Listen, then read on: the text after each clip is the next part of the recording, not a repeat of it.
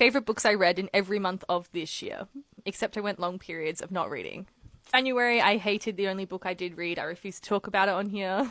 In February, I read How to End a Love Story by Yulin Kwong. This was not only my favorite read of February, it is arguably my favorite read of 2024. This is a romance book, but it is much more complex than your standard rom-com, if I do say so myself. Yulin Kwong is also adapting multiple Emily Henry books to screen, so if you do read this, you know that she will do that very well. In March, my favorite read was Not Another Love Song by Julie Soto. This was probably my second favorite read of 2024.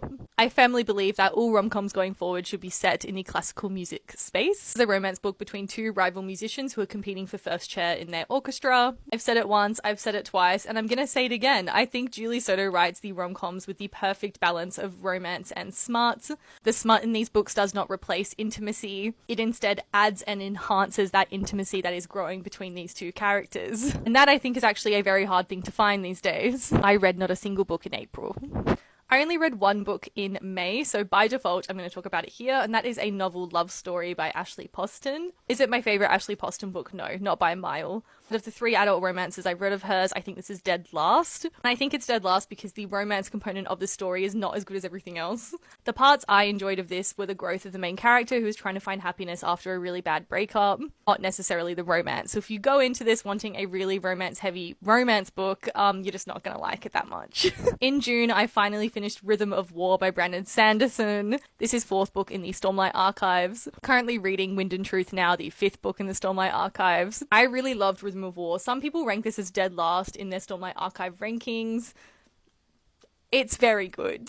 Enjoyed the focus on some characters that we haven't had as much time with up until this book, like Navani, and I think it set the stage for Wind and Truth beautifully. July, my favourite read was Business Casual by B.K. Borison. This is a really delightful romance book. It is a reverse Grumpy Sunshine trope, so she is the grumpy one, he is the more sunshine one. And it's kind of a tale of friends to lovers / friends with benefits to lovers. It takes place in this small town. I think Love Light Farms, which is the first book in this kind of interconnected standalone series, is the worst. I think they actually have gotten better the more she's written. What did I like about this book? It reminded me that maybe falling in love again is not the worst thing in the world, and that you will eventually find connection with another human being again.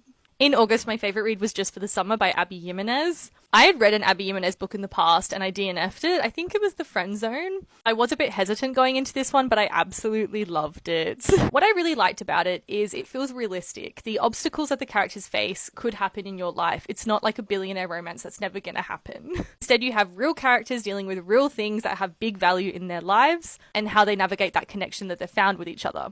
And what you're left with is a really heartwarming romance book. September, we have a tie for my favourite book I read that month, as I actually read quite a lot. And the 2 books I loved the most were Strange the Dreamer by Laini Taylor and In the Weeds by B.K. Borison. Strange the Dreamer, I think, is peak YA fantasy. You've got a great story, great world building, characters you can root for, a really easy plot to understand that kind of allows you to admire the complexities of the characters that are living within this world. Writing is phenomenal. In the Weeds, I just loved. It follows a social media influencer who's had enough. She realized she's not actually happy anymore and she wants to be happy again. She decides to go to the last place she was happy, which was Love Light Farms, with a man called Beckett, who is a grumpy tattooed farmer. Her and him also had a one-night stand that neither of them can forget about. I think it had all the ingredients for a perfect rom-com. I wasn't disappointed. I really, really enjoyed it. And I highly, highly recommend it. It is my favorite in the Love Light Farms series. I think I'm up to October. I only read one book. That is Everything I Know About Love by Dolly Alderton. I loved this. It's a non-fiction book that actually reads like a fiction book. So it's very accessible. Dolly has a lot to say about being lost in your 20s. I think she captures it really, really well because it's really hard to be in your 20s. I buddy read this with a friend and we both had a really good time with it.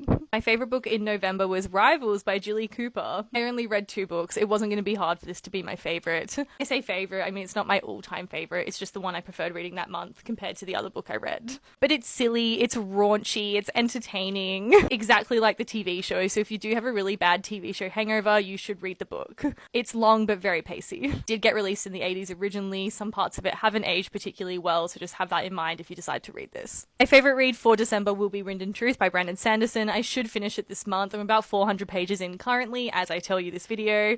As I talk through this video, it's the end of the year. I could talk about the Stormlight Archive for hours. It is a phenomenal fantasy series, and Brandon Sanderson is a master at wrapping things up.